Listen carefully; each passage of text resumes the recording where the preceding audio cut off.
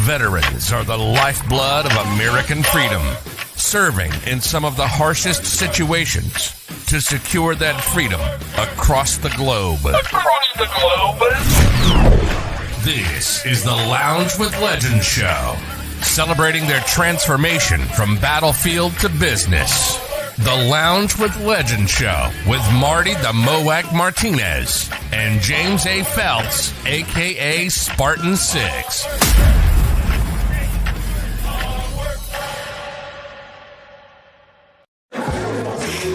My name's Wendy Way. My name's Isabel Garcia Schmidt. And we are Logs of Mill Moves. And we are here today with Marty and James from Joint Task Force 214. We just want to say thanks to Joint Task Force 214 and specifically Marty and James. We ran through some coaching. We were ready to pitch and the results speak for themselves. We won. Logs of Mill Moves is on the rise. Household packing for military families, a better quality of life. Thank you guys.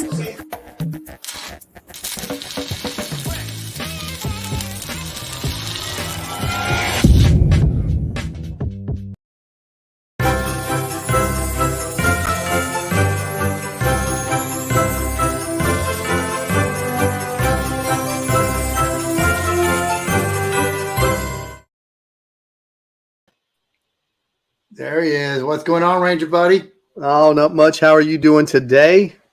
This glorious day today. How are you doing? It's awesome, brother. It's another great day. We're above ground, not below it. And so that's always a great start.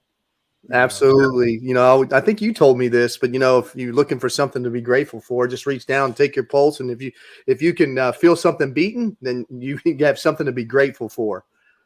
Yeah, it's part of your daily personal gratitudes when you get up there. You know, Glenn Lundy talks about it. Freaking Don Miller talks about it in his book, Hero on a Mission. One of those things is to stop playing the victim and the villain, and you know, to be the hero in your journey, be the guide in your journey, and how to do that. And I think that's actually going to be something we talk about today on today's episode. But yeah, you talk about resiliency and those things, a hero on a mission with a meaning. And I mean, this is going to be epic for sure. Absolutely. It's well, we kind of already went down that road. So who do we have this week? Well, you know, I think it's best probably just to, you know, most of the time we talk about who we have on, but I think this is best to just go ahead and show who we have. But today we're going to have M Arroyo. And, you know, just you talk about a life of resiliency. And, you know, I've known John for a little bit of time and didn't even realize some of the story until I started reading his book. So let's have someone else tell a story and we'll talk about it and bring them in the lounge. You ready for that? Let's do it. From tragedy to triumph, it's an incredible story of one warrior's determination to get up.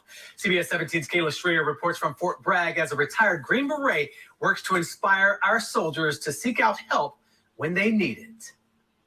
Retired Army Captain and Green Beret M Arroyo served in Afghanistan and Iraq. The real danger for him, though, was in his own country. We have an active shooter currently on Fort Hood. 5 months into his new role at Fort Hood, Texas, Arroyo's life changed forever. So we have multiple gunshot victims. On April 2nd of 2014, I took a .45 caliber round through my throat. On that day, there was 19 of us shot. Army specialist Ivan Lopez started a shooting spree that left 3 people dead and more than a dozen injured. So when I was shot, I walked back to my car and I fell. And as I laid on the ground, I heard the voice tell me to get up. I got up. I went looking for help. I actually met the shooter face to face again. He didn't see me. It's like he was blinded. He walked away from me, walked into the brigade and shot more people. Lopez then killed himself. Arroyo taking this powerful picture at the same place where he was nearly killed.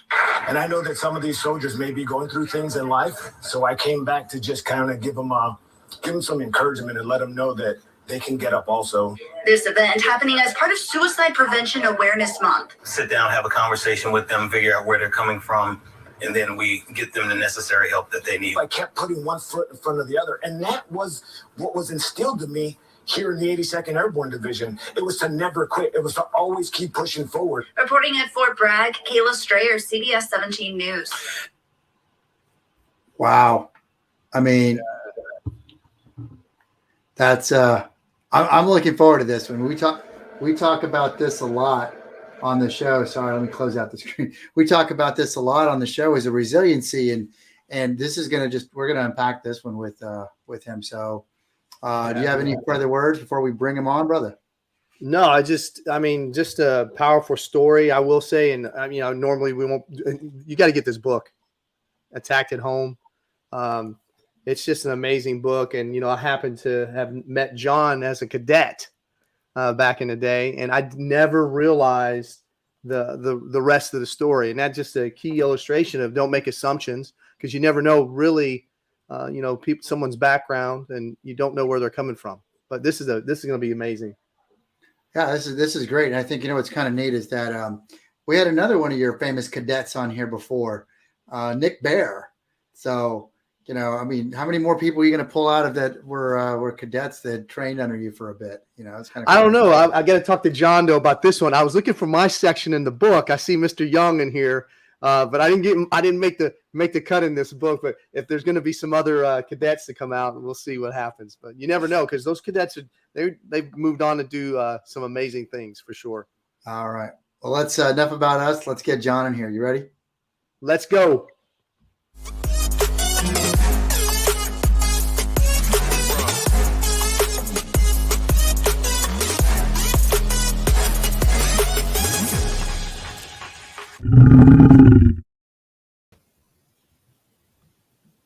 All right, there he is.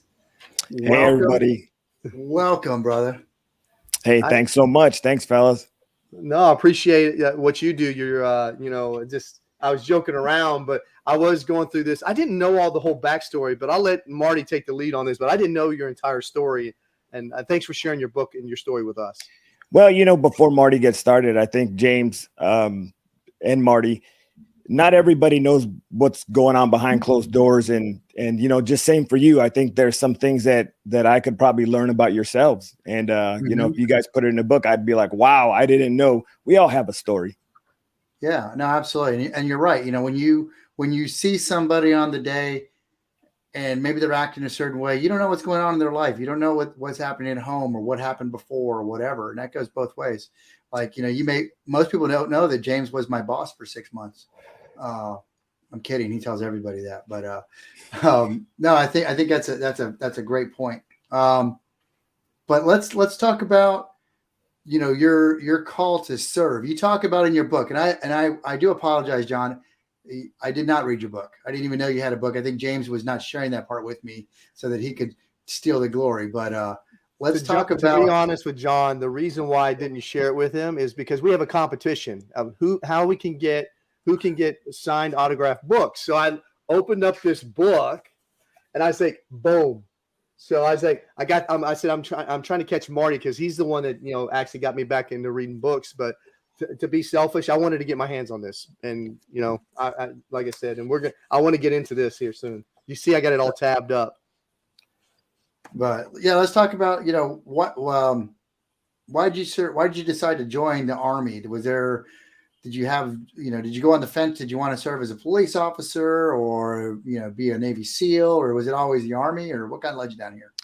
Well, it was go to war or go to jail. I needed the discipline that the Army was going to offer me. And, I found it, right? I found it, when I showed up at the 82nd Airborne Division, 1998. But my dad died when I was 5 years old of cirrhosis of the liver. And the bottom line is the influences outside my home became greater than the influences inside my home.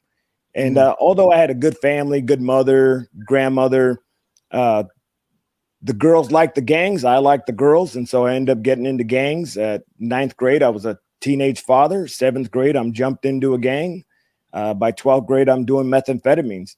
So my family said, my sister said, you need to get out of here a couple of years after high school. She said, you need to get out of here. You're going to be a loser the rest of your life. And I said, well, what am I going to do? She said, you should join the military. I said, that's not for me. So as I was addicted to methamphetamines, I would stay up all night and I would sleep all day.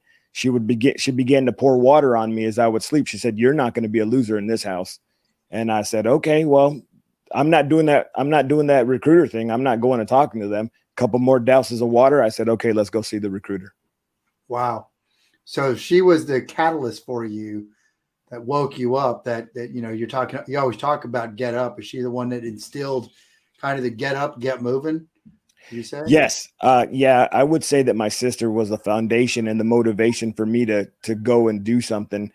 But I also will say that I had a grandmother that prayed for me. And although I wasn't raised in church, I wasn't raised in church. Church for me was culture. I went because that's what we were supposed to do. We weren't frequent churchgoers, but I had a grandmother that just prayed for me. So I believe that I'm the evidence of my grandmother's prayers and my sister's action. I love that. Yeah, no, absolutely. And that's powerful. So now you've decided, okay, I'm getting up. I'm going to go do something because I'm tired of being soaking wet. It's more than that, obviously. But so when you looked at, Army, Navy, Air Force, Marines, I'm assuming you probably didn't weigh the Coast Guard as an option. What led you to the Army? Well, not everyone knows this. I walked into the Marine recruiter and I told him I had gang tattoos. And he said, well, you can't have gang tattoos. You have to either take them off or get them covered up. So I went to my cousin who him and I were kind of influencers of each other. And I said, hey, man, why don't you try to take off these tattoos for me or cover them up? That was just a disaster. If you're a young 18-year-old kid or a 20-year-old kid and you go to your cousin that has his guitar string tattoo gun and he's doing drugs with you, it didn't turn out good. So I never went back to the Marine recruiter. Being in I'm from California, so most people, I would say, initially think Marine Corps, right? So that's what I did. Camp Pendleton. I'm from Los Angeles. Camp Pendleton's right down the road in San Diego. I was like, I'll be a Marine. And when the Marine said, yeah, thanks for stopping by, but you can't be an ex-gang member or you can't have those tattoos. I walked into an Army recruiter, didn't tell him I had tattoos. He didn't ask. And I went and took the ASVAB. And so, there's an organization called Teen Challenge, and they kind of help people with addictions. It's a discipleship program. I often tell those guys when I speak to them, I said, hey, you went to Teen Challenge. John Arroyo went to the military. And I'll say this before you move on to your next question. Yeah. When I got there and the recruiter said, okay, man, you got to take this ASVAB test. I was like, yeah, no problem.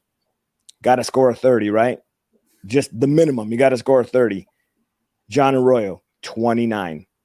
And so here I am. I score a 29 on a test. You need a 30. I mean, I joke about this. I think you get points for putting your name on the paper. I must have spelled my name wrong. And so I go back 6 months later when I'm allowed to return. And you know what? You said it, James. You got my book. Retired Army captain, Green Beret, scored a 31 when I went back. Yep, this is the guy that nearly failed almost everything but redemption. And you said it, and we'll get to that point. No, but but you're already starting to build your story here. We talk about the time, especially when veterans are getting out of the military, the paradigm shift that must occur is that it's okay to fail because it's a first attempt in learning. You failed, you got a 29. I don't know if you went back and studied or you said, man, maybe I'll get it better in a few days, but you went back. And that's the thing is you got back up and you went back at it and you got in. So you got in, and then so what doors were open? What did they tell you? You could be what, infantry? I really didn't ask too much about what my list was. I told them what I wanted, and I wanted to be a truck driver. All my family back home were truck drivers, or the men in my family, right? So my cousins, my uncles, they were all truck drivers, and I was like, well, I just need the discipline and I need a skill. So I said, do you have truck driving? And again, the military wasn't a career for me. I didn't see it as a career. I just saw it as a way to get moving in life. And so they said, yeah, man, hey, we got truck driving. And I said, okay, well, I'll take it. So I end up becoming an 88 mic truck driver.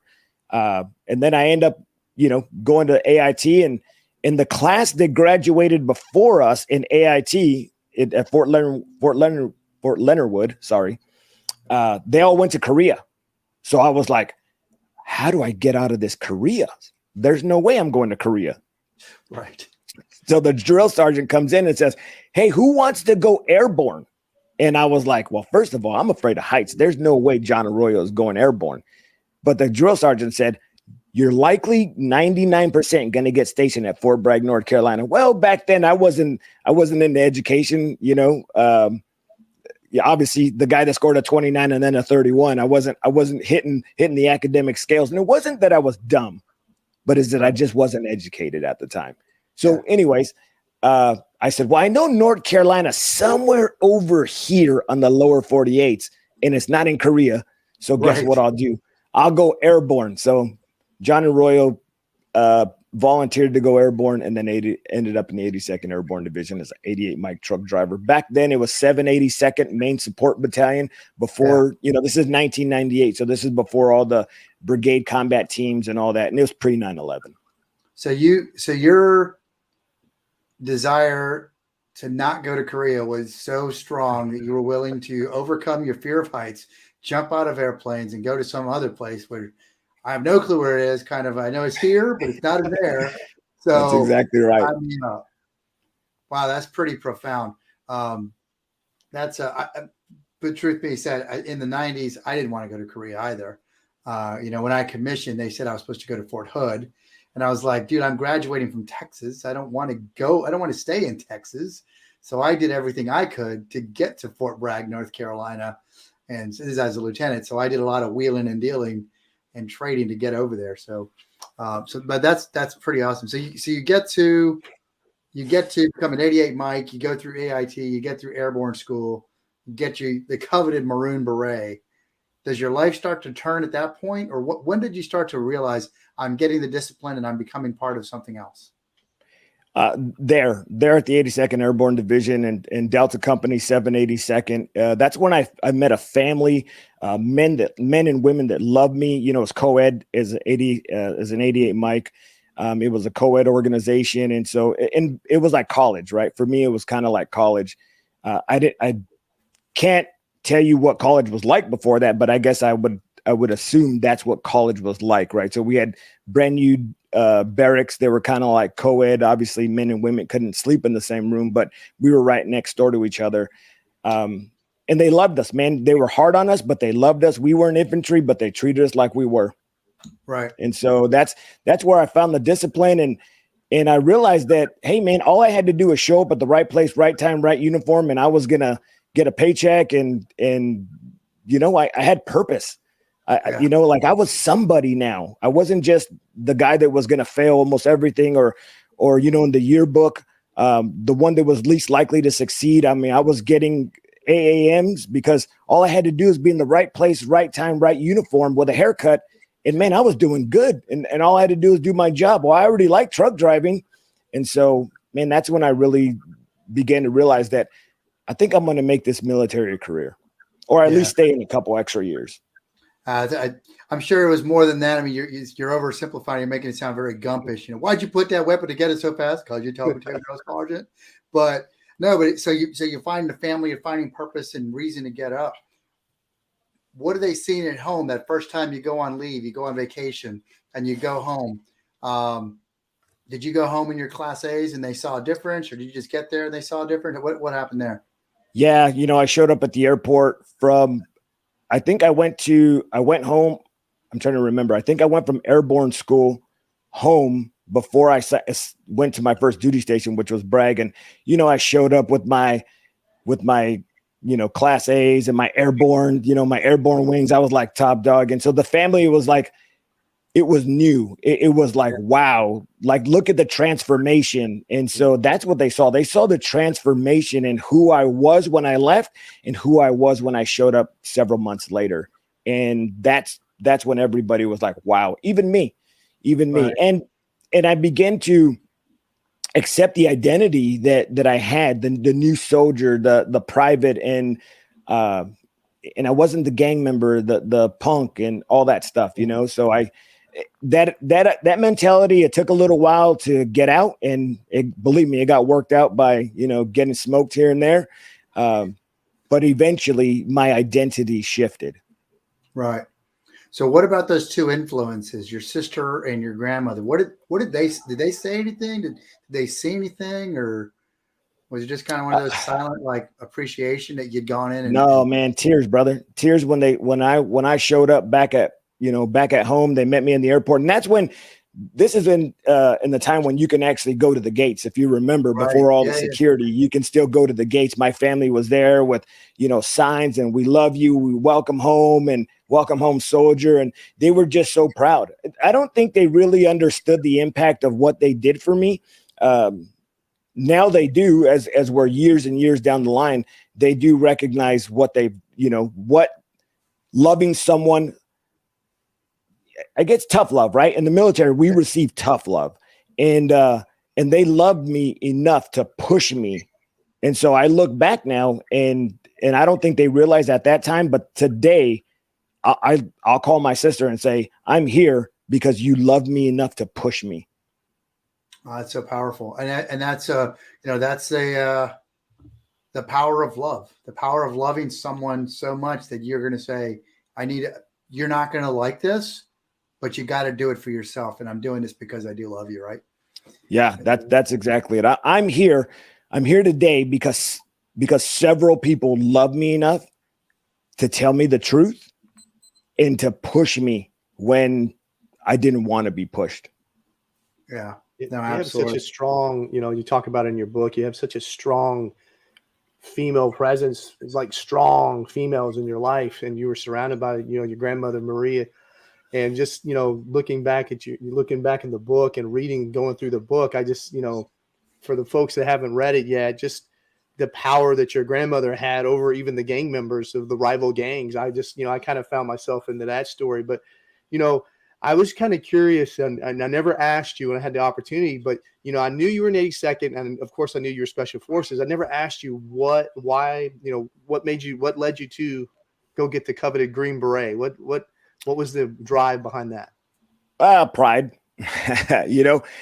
Just like you, James, I know that you were an Army Ranger. One of the things when I went to airborne school, I saw the RIP, those who are graduating airborne school and going to the RIP, and they were going to Ranger Battalion. And I was like, man, those guys look cool. And, being in the 82nd Airborne Division, driving for the infantry, we would do large package weeks. And so we would be on the drop zone with these soldiers, and I'd see that Tab D4 man, and he would go out there and he was just like, giving it to Joe, and he was leadership, man. And I liked it. I was like, bro, that guy's a soldier. He's a leader. I mean, look at that guy. That guy's an E4 like me, and he's doing something, and they respect him.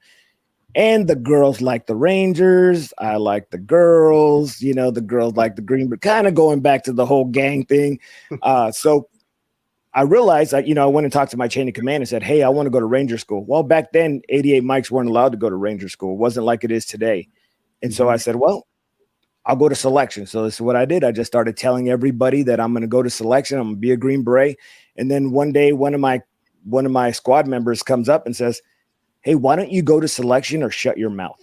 And I was like, well, I use my mouth today for a living. So guess what I didn't do? So it's put up or shut up. So I actually started selection September 10th, 2001. September 11th, they pull us in a classroom and they say, today we're now a nation at war. And we said, no, we're not. It's part of your scenario. And they say, no, if you want to be a part of what's going to happen in the next few years, you're in the right place at the right time. Right.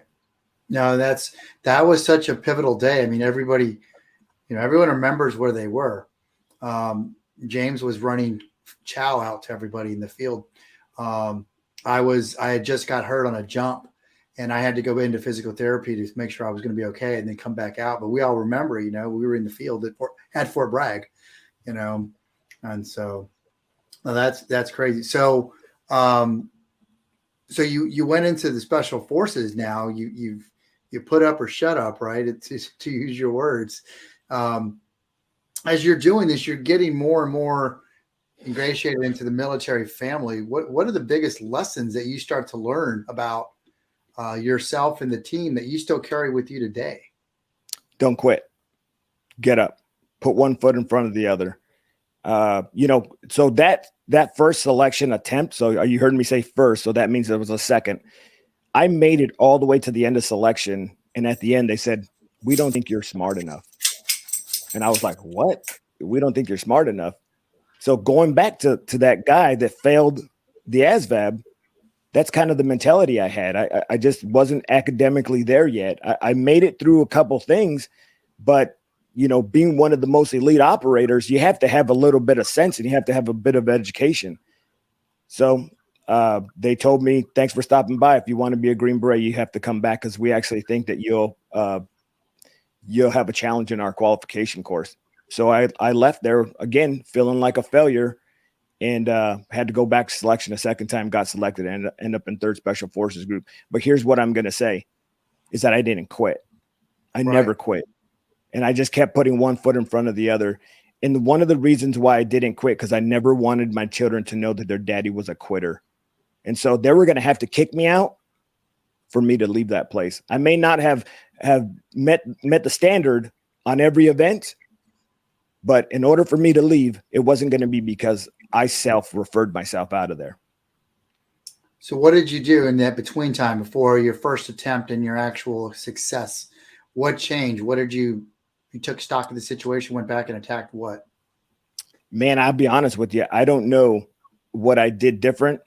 Actually, I went back to my unit there at Bragg and the 82nd. And now half my unit's getting ready to deploy. But I was in selection during that time. So when they selected those who were going to Afghanistan, I wasn't a part of that conversation. So the rest of my company was going to NTC, National Training Center. And I said, well, I don't want to do that. Oh, I'm going back to selection. That's what I told them. I had no desire to go back to selection, but I opened my mouth again and I had to follow through. So I went back a second time, and I don't know what I did different. I think this time when I took the test, I didn't leave any answers blank or something, man. I'll be honest with you. I don't know what I did different. And I will say this, I was a bit more confident in land navigation.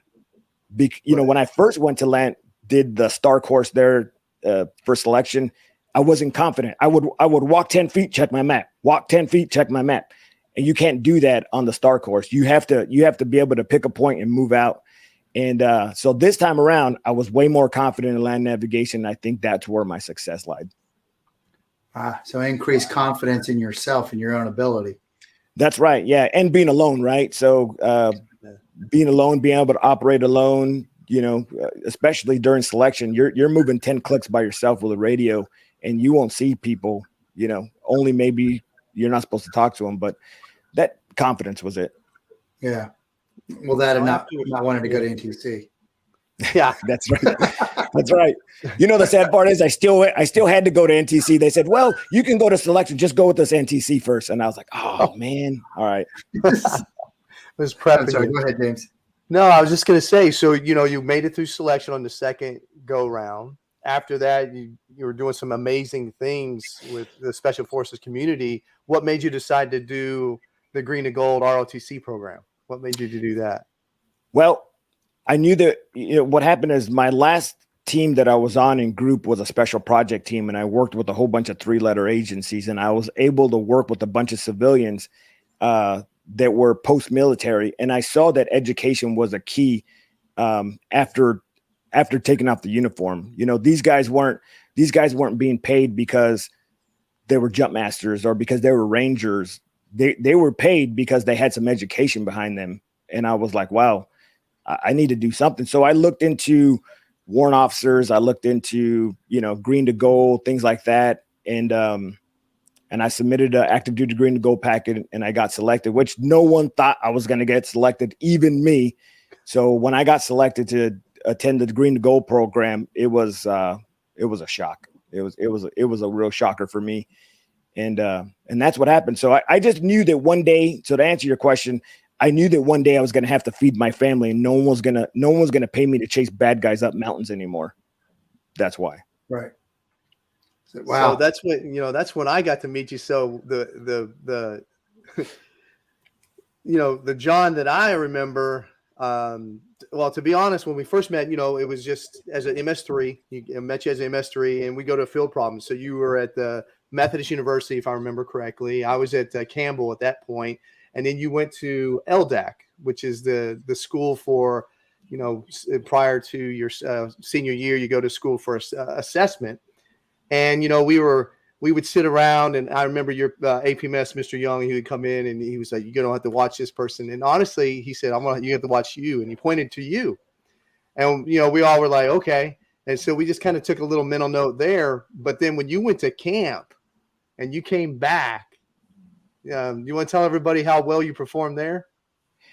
Well, I didn't really know until I came back, and I will say this, man, I was, here you got a Green Beret that's up against college students. And so I think it's kind of an unfair advantage, really. But some of those guys were way smarter than I was. So I still had to do the schoolwork because that's all accumulative. But I think I ended up number 80 in the nation among 4,000 cadets that year. Johnny LeBob ended up being number 2, but I ended up number 80 in the nation. So, from failing, I didn't mention this to you guys. I didn't graduate junior high. They just passed me along. That's California school district stuff, man. I was just passed along in high school or junior high and high school. The teacher's aide gave me the answers to the test. That's how I graduated. So here I am now graduating number 80 in the nation among 4,000 cadets. That's how my life has transitioned. That's how my life has changed. And to answer your question, that's where I finished out. And I think I just had a desire I just had that Green Beret mentality that I wasn't going to quit. And I took it with me into the ROTC program. And Mr. Young, coming out of JSOC, he saw that in several of us. And he was like, these are my guys. These are going to be my leaders. You guys had a tight group there. And, it just speaks volumes for what he was able to do there for you all. And then just, I always remembered you as a calm, cool, collective person because you came back and then there was, we still had a vote, the PMS and the APMS voted on who was going to be the battalion cadet commander. And I remember that discussion I remember that well. And I just remember you being always calm, cool, collective. I would have never known unless I read your book. I didn't even know about your past, I hate to say failures because I don't think they were failures. I think they were just your first attempt at learning, right? So all those things have just, to see where you're going. And then I know we're getting here to the half point, but to get you to where you're getting commissioned, I tell you, I thought, fast forward to now, I thought you were going to be a battalion commander now. That's what I was thinking. Battalion commander, company, field grade officer for sure. So let me say this real quick, and I know that we got to cut it short. That's what I thought too. I thought I was going to be marketplace. I thought I was going to go out and take on the Fortune 500 companies and make money. I didn't know that my life would be where it is today, and we'll talk more about that. But here's what I believe failure taught me. It taught me that I needed to trust in something more than myself, and my identity wasn't in my uniform and it wasn't in me. I needed help. And so when my identity wasn't in how cool I am and how I'm the best, then I realized that I needed help. I needed to be that Green Beret. I couldn't be an army of one. I needed that Special Forces detachment. So if I would have succeeded every time at the highest level, it would have been about me. My pride would have been out the roof.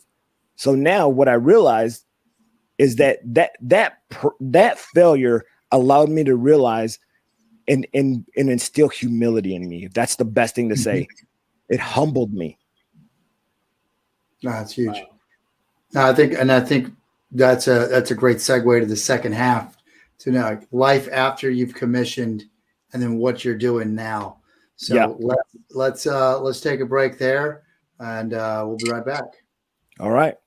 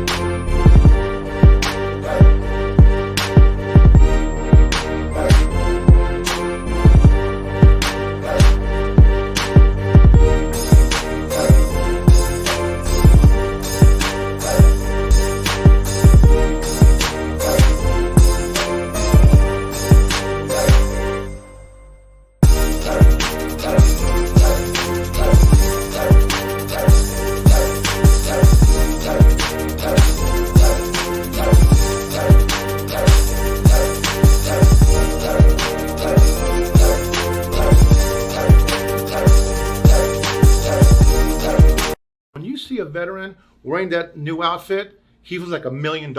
Giving back is key for me, quite frankly. We did an event called Suiting Our Heroes, where we invited everybody to come in and basically donate their gently used suit. Because there's a lot of veterans out there, to be quite frank, that can't even afford a suit. So what we did was we had the community get involved, giving food, giving some soft drinks, and basically come out and donate your gently used suit. What we did with those suits is we went ahead and gave them to veterans that couldn't afford anything because they're gently used. We had them tailored. We donated a shirt and tie to go with that. And guess what? When you see a veteran wearing that new outfit, he was like $1 million. And he knows he can go out there for the next chapter of his life and feel confident about that.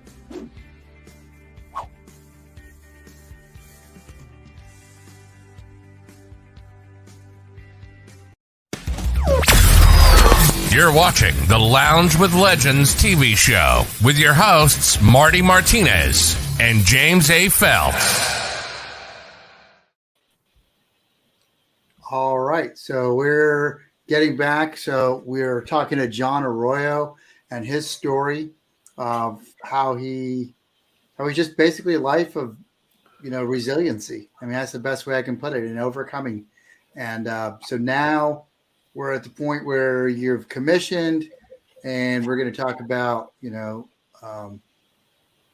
life after you commissioned, you got out, and then what are you doing now? So let's start now. Life after you commissioned. Okay. So, when I was in college and we were getting ready and we found out like, okay, I got the branch that I wanted, which was medical. One of the reasons why I went medical is because I was like, well, I know that if I need to feed my family, medical's everywhere. Well, I wasn't going to be a PA or a provider, but I knew that medical logistics, medical administration, that was everywhere. And people make good money doing that stuff. So I contacted my branch manager and said, hey, you know what? My back kind of hurts jumping out of airplanes, chasing bad guys up mountains in Afghanistan and landing on their doorstep in Iraq. Like, let's do something different. And because I knew, being on Bragg my whole career, that they would just send me back to the 82nd and be a medical platoon leader. And I was like, I just assumed that my career would be a selection event every day if I went back to the 82nd, because every day that young platoon leader, my peers would be like, let's see if we can run faster, shoot better, climb ropes better than the Green Beret. So I was like, I don't need my new career being a selection event every day. I said, hey, what can you offer me? He said, you know what? Here's 5 duty stations. I said, I'd take Fort Hood. Ended up on Fort Hood, get there. I would say about November 1st of 2013, I graduate the basic officer course. Now I end up at Fort Hood, and then that's where I'm at. So I ended up at what we know is the Great Place. Yes, sir. So that's a drastic change. Fort Hood for Green Beret, now Medical Service Corps. So what were those adjustments that you made? Well, I had never been in any duty station off of Fort Bragg. I've visited them, but I've never been stationed there. And I'd always been told that the military is different out of Fort Bragg. And so, I try not to take those thoughts with me, but I tried to take going from the 82nd to being a Green Beret, that's 2 different mentalities, right? So I took a little bit of each one, and I showed up at my first unit, and I said, I know, because I remember being a young soldier, what would happen when we got a new platoon leader. It was like nobody talked to them until 0630. I mean, PT formation, that's where you put up or shit up. And that's where that platoon leader or that new officer or platoon sergeant or whatever, that's where they showed the organization who they were. So I was ready, man. Here I am, second lieutenant, expecting the challenge from these soldiers. And so it's day one for me. I'm in the back of formation. I'm stretching, right? And they're kind of going over some details. I'm not really paying attention because John Arroyo is not 20 years old. He's 34, 36 years old. And so I'm stretching and going over some things. And we're going to do an ability group run. So my platoon's in front of me, and then the NCO up front says, hey, we're gonna go on ability group run. And if you have a profile, I want you to step aside so that we can determine who's going to be on this ability group run. So again, I'm not really completely focused on it. I could hear him, but I'm not completely focused. And I and something tells me, like, look up. I look up, and the formation moved. The formation moved. I was like 2 soldiers in front of me and the NCO that was going to lead PT. And I was like, I'll be honest with you. I thought my company commander was going to come around. I thought I was being punked, man. You know, I thought the camera was coming out and, hey. Nope. That was reality. That was reality for me back into the regular Army. And that was my first experience to Fort Hood. And not saying that that's not like that everywhere, but Right. But it's not a bash on Fort Hood, and it's not a bash on those soldiers. No. It was a leadership challenge. Yeah. It was a leadership challenge because today, pieces of paper, which are profiles, don't define soldiers. Leaders help them define themselves. Their identity and who they are helps them define themselves, not a profile. So I realized that my challenge was not going to be taking them up and down the road to see if I could crush their hearts and break them. And that's what I wanted to do. I wanted to challenge these guys. I wanted to break them down and build them back up.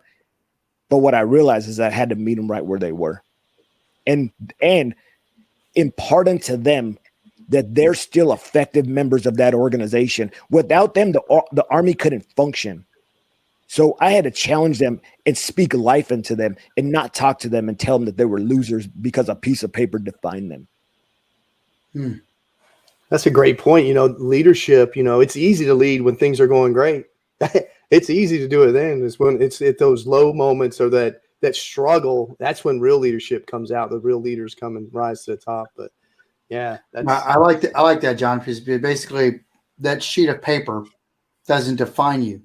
Just like that ASVAB sheet of paper didn't define you, and it wasn't going to keep you down. You met yourself where you were, you went back, you reattacked it. And this is something that we're seeing over and over. And it sounds like this now you were switching in that leadership role of meeting others now where they're at. Is that a fair statement? That is a fair statement. So I became my grandmother and my sister to them, but with it, I had the compassion of my squad leaders and platoon sergeants when I was in the 82nd, along with some of that tough love. But I also had that drive and desire that the Green Beret in me had to say that I can't complete my mission without you. Right. Yeah. Yeah. That team ethic of together, everyone achieves more. It's ingrained in us, right? You know, especially in the airborne community, because we are small teams, power of the LGOP, little groups of paratroopers, those that are not familiar with that. But it's you go with what you got and you form up and you make that team work. And that's right. You worked with what you had and you made it work. That's awesome. No, I love that. It's beautiful.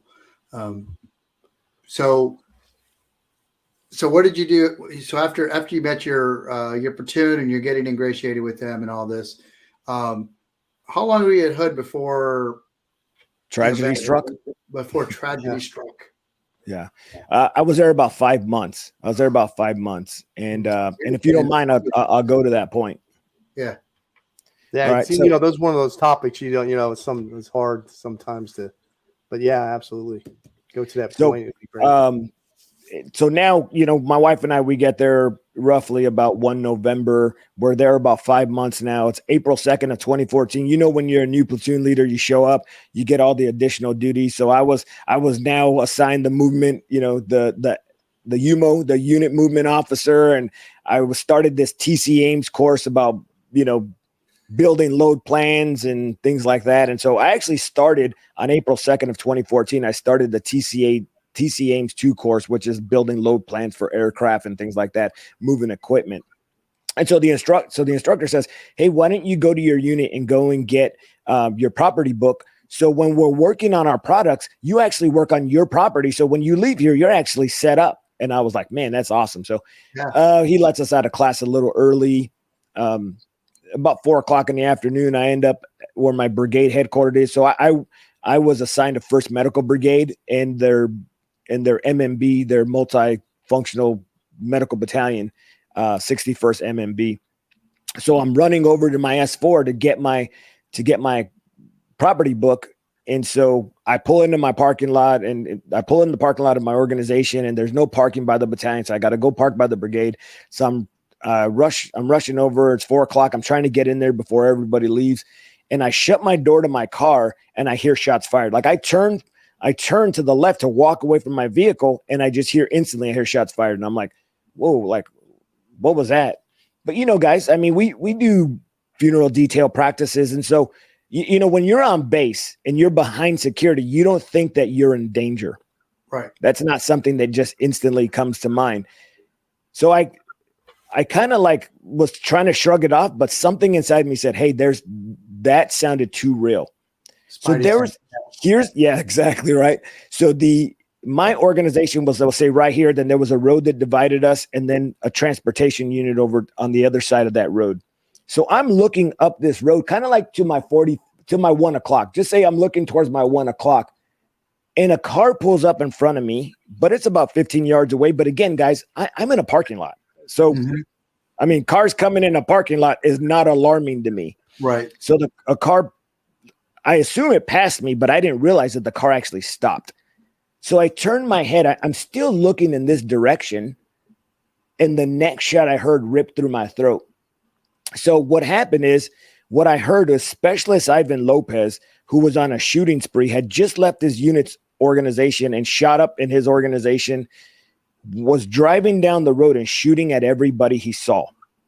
Pulled up in front of me. I didn't realize it. And when I turned my head, he had a gun, 45 caliber, pointed directly at me. And that 45 caliber ripped through my throat. So I'll move this real quick so you can see. I took a 45 that severed my jugular vein, went through my voice box, and traveled into my right shoulder and stopped in my scapula. And then he just drove off. So it was almost like a drive-by. And I turned and I walked back towards my car. And I'm like, just trying to get away from him. And I fall on the ground, and my life is pouring out on the ground. I mean, we're warriors, man. Right? We're military. We understand what a bullet does to the human body, but a 45 to the throat. Right. So I'm on the ground, and I assume I got seconds to live. And as I'm laying on the ground, I hear an audible voice. Guys, I'm not schizophrenic. I'm just telling you guys that right now. I don't just walk around hearing voices and respond to voices that I hear in my head. But I heard an audible voice speak to me. And today, I know, and I'm not trying to get too religious on you guys or your audience, but God spoke to me audibly. And here's what he said: get up, or your wife is going to die. So I shrug it off, though, because I'd never heard God's audible voice. And in that moment, you're freaking out. And here's what I was thinking about. I was thinking about that family that I had. See, I wasn't thinking about my emails. I wasn't thinking about my likes on Facebook. I thought about what mattered most in the moments that I had left to live. I thought about my wife and my children. See, the people that I thought about when I thought I only had seconds left were the ones I sacrificed the most. Right? Because I went after what the world told me was substance. This is life. This is what to give your family. I ran after that stuff, thinking that I was going to give them that stuff when all they really cared about was me. So in the moment when I only had seconds to live, I didn't think about all those things that the world had told me were the most important things. I turned and thought about what mattered most. Right. And it was my family. It was my children. And once again, I hear this audible voice, but this time in a more stern voice. John, get up, or your wife is going to die. Let me say something to you, fellas. I said it earlier. Sometimes we don't know what's going on behind closed doors. You want to know why that voice told me, why God's voice told me to get up or my wife would die? Because when I graduated MOAK, the basic officer course, and we were getting ready to transition from brag to hood, my mother-in-law died had an aneurysm and died the exact day that I graduated MOAK. 9 days later, my father-in-law dies of cancer. 2 years before my father-in-law and my mother-in-law had died 9 days apart, 2 years before that, my brother-in-law died in a hunting accident, dies in my father-in-law's arms. So my wife lost her brother. 2 years later, her mom and dad 9 days apart. We're at Bragg for 15 years. Now we're in Fort Hood. We're only there 5 months, and I'm on the ground and I'm bleeding out. And essentially what God was telling me is if you don't get up off the ground, your wife is going to take her life. She's going to die of a broken heart. She won't be, yeah, no, it's wow. Brother, that's powerful. So how does that translate to what you're doing now? Well, I was going to give you guys that second to ask. And then, so here's what happened. So I listened, right? You said it earlier, John, you just keep getting up. It just seems like it's something that is instilled in you, something you've been doing, just getting up, even through failure. Mm-hmm. So here's what I want you to know, fellas. And here's what I want your audience to know is I could have stayed on the ground. The choice was mine. The voice didn't pick me up. He just told me to get up. So they would have told my wife, hey, fatal shot. He had no chance, but I would have known. Right. And think about suicide, right? I just told you my wife would have taken her life because the voice told me what would have happened. See, those who are considering suicide, what if they knew what would happen to their family? Right. I knew what was going to happen to my family. And if my brother-in-law had died, my father-in-law, mother-in-law, I was dead because I chose not to live and my wife took her life, what do you think would have happened to my children? There's a percentage that say that parents that kill themselves, that their kids follow the same. I don't have the statistic with me, but they end up killing themselves too.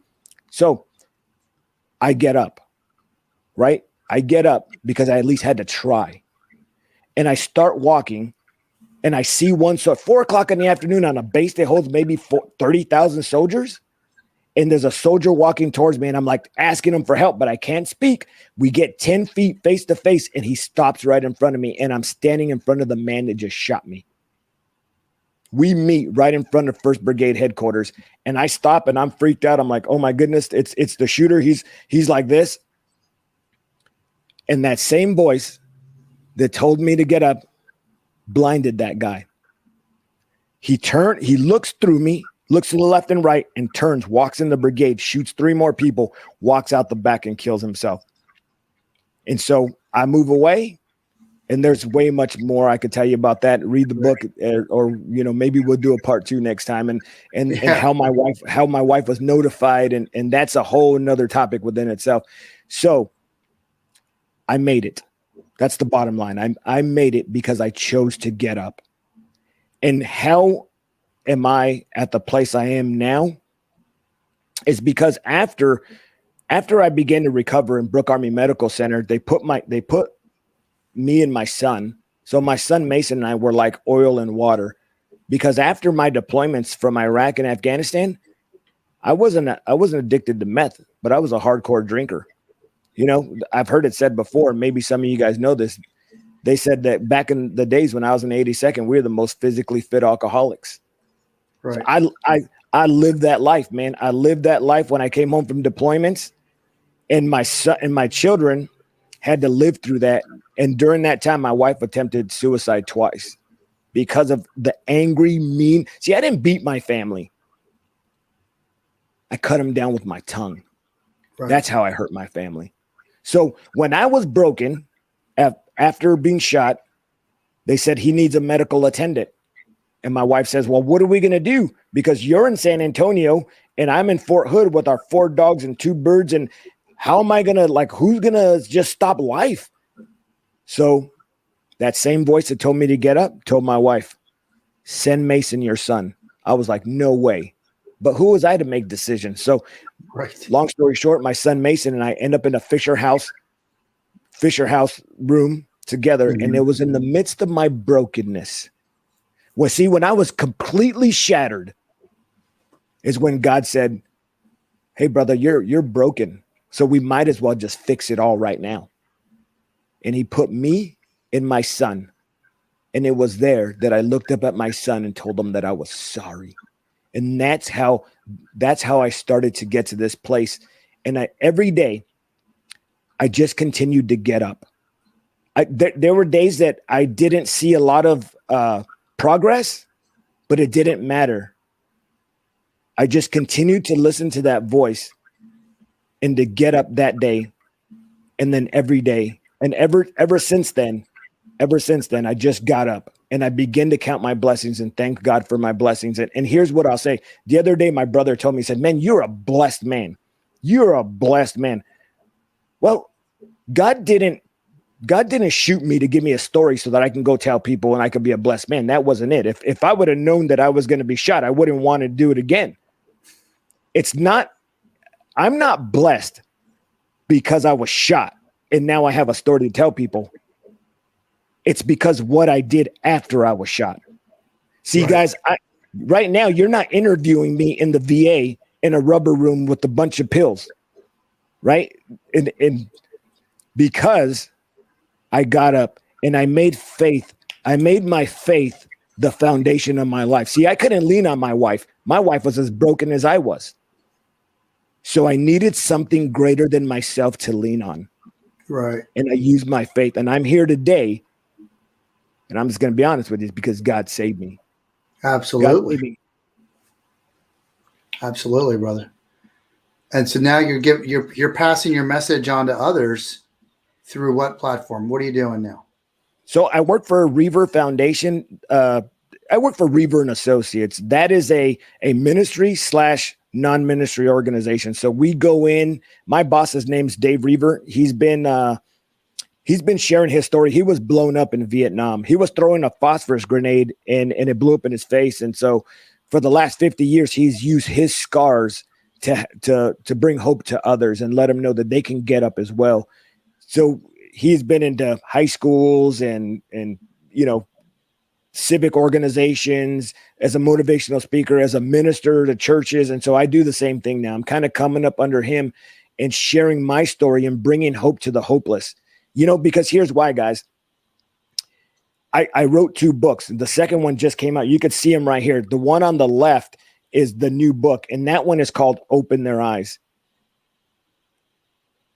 The message that I'm sharing with people is, hey, guys, you can get up. Right? You can get up.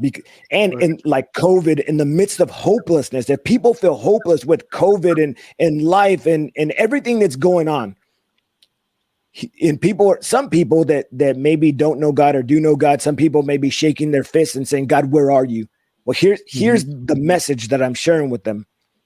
Guys, in the midst of brokenness, in the midst of chaos, in the midst of uncertainty, when people were dying all around me, when it was breaking news, national, international incident, when my life was pouring out on the ground and people were saying, where's our help? Where's our savior? Well, I know where he was.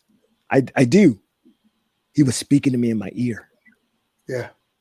He was speaking to me in my ear. So now my job now through this organization is to go in, and if it's a non-faith organization, then I deliver the message through resiliency. And if it's a church organization, then I deliver it more in a faith message. But it's to say this: you're not alone. And I'm here as evidence to let you know all you have to do is get up. And so we have a organization that we work with veterans. We have 2 ranches, and we bring veterans in for free. And we work with them one ranch in Texas by Fort Sam, and then another in Colorado. So we have a veterans organization where we actually run retreats. We do individual women's sessions, couple sessions, and then we also have then we go speak at churches, and we also are an international ministry because my boss said, hey, I went into Vietnam with an M16, but I returned with the John 3:16. And all the Vietnam veterans, several Vietnam veterans said, why would you blankety blank go back to that blankety blank country? And he said, I'll give you 59,000 good reasons why I'd go back into Vietnam. One for every dead GI. Right. That's why we do what we do, man, because there's souls that need to be saved and people need to know to get up. I love it. I love that, brother. Message. It's very strong. Yeah, I don't even know how to segue into the freedom means question. It's so powerful, I know. just end right there. But but we will, because we want to ask and give an opportunity to all of our legends to come in and provide their answer to, John, you've served and you've sacrificed and you've provided,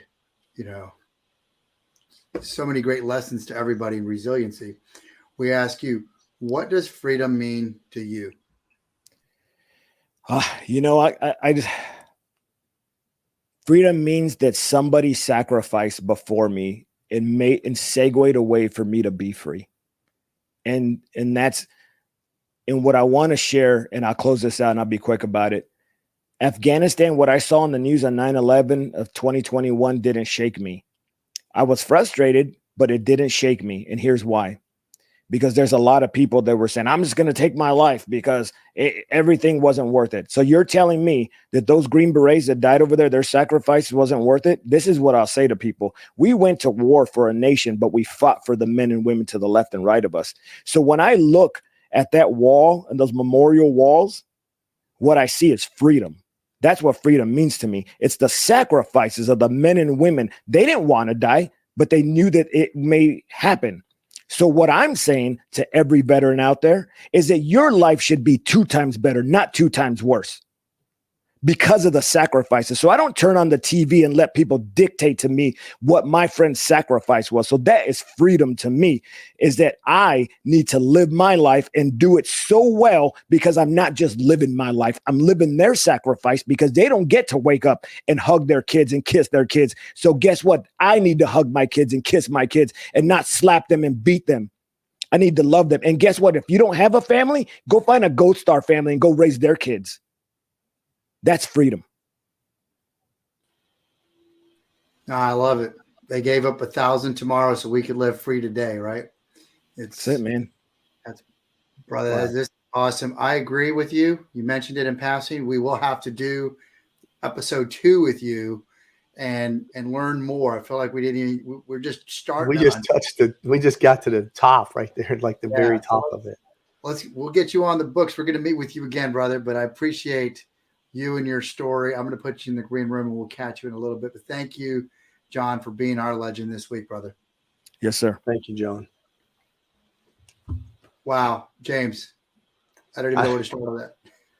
Well, I mean, we just got started, you know. So we do need to set up another date. I just it gives you a better perspective on, you know, I really don't have anything to complain about.